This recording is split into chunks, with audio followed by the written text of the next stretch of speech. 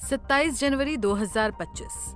ये तारीख अब उत्तराखंड के इतिहास के पन्नों में हमेशा हमेशा के लिए दर्ज हो गई है। आज यानी सोमवार को उत्तराखंड की धामी सरकार ने वो कारनामा कर दिखाया है जिसे करने की हिम्मत आज तक कोई भी राज्य सरकार नहीं दिखा पाई। जी हाँ, उत्तराखंड में आज से यूनिफॉर्म सिविल कोड यानी यूसीसी लागू हो गया है।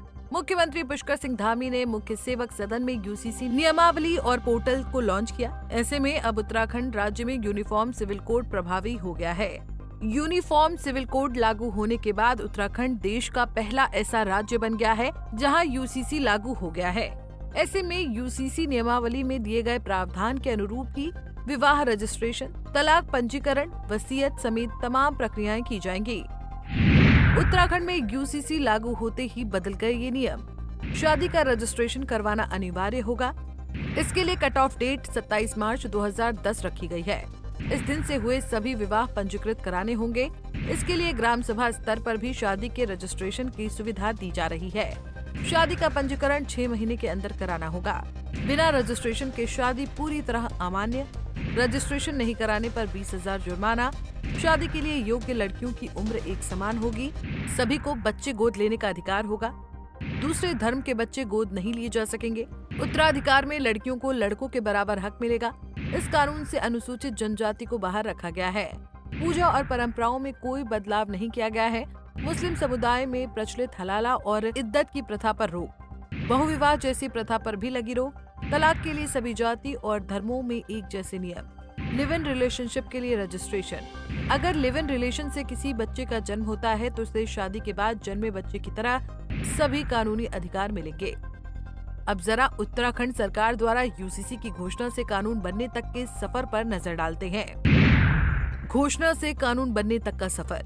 12 फरवरी 2022 को विधानसभा चुनाव के दौरान सीएम धामी ने यूसीसी की घोषणा की। मुख्यमंत्री बनने के बाद पहली कैबिनेट बैठक में यूसीसी लाए जाने पर फैसला। मई 2022 में सुप्रीम कोर्ट की सेवानिवृत्त न्यायाधीश रंजना प्रकाश देसाई की अध्यक्षता में विशेषज्ञ समिति बनी। समिति ने 20 लाख सुझाव ऑफलाइन और ऑनलाइन प्राप्त किए। 2.5 लाख लोगों से समिति ने सीधा संवाद किया। 2 फरवरी 2024 को विशेषज्ञ समिति ने ड्राफ्ट रिपोर्ट मुख्यमंत्री को सौंपी। 6 फरवरी को विधानसभा में यूसीसी विधेयक पेश हुआ। 7 फरवरी को विधेयक विधानसभा से पारित हुआ। राजभवन ने विधेयक को मंजूरी के लिए राष्ट्रपति को भेजा। 11 मार्च को राष्ट्रपति ने यूसीसी विधेयक को अपनी मंजूरी दी। यूसीसी कानून के नियम बनाने के लिए एक समिति का गठन। नियमावली एवं क्रियान्वयन समिति ने हिंदी और अंग्रेजी दोनों संस्करणों में आज 18 अक्टूबर 2024 को राज्य सरकार को नियमावली सौंपी। 20 जनवरी 2025 को नियमावली को कैबिनेट की मंजूरी मिली। 27 जनवरी 2025 को धामी सरकार ने यूसीसी पोर्टल लॉन्च किया। पोर्टल लॉन्च होते ही उत्तराखंड में यूसीसी कानून लागू।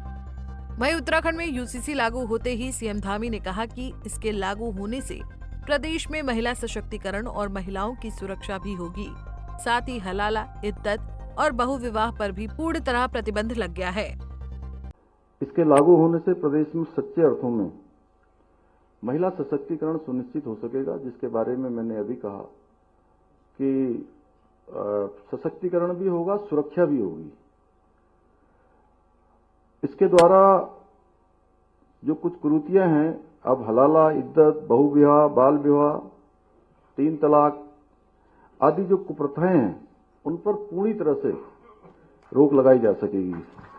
भाइयों बहनों, आज के इस अवसर पर मैं पुनः स्पष्ट करना चाहूंगा कि समान नागरिक संहिता किसी भी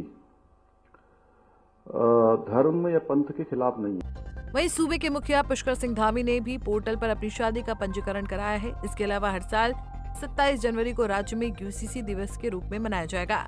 पंजाब केसरी टीवी के लिए देहरादून से आशीष रमूला की रिपोर्ट। हमसे जुड़े रहने के लिए हमारे YouTube चैनल को सब्सक्राइब करें और नई वीडियो की नोटिफिकेशन के लिए बेल आइकॉन को दबाएं।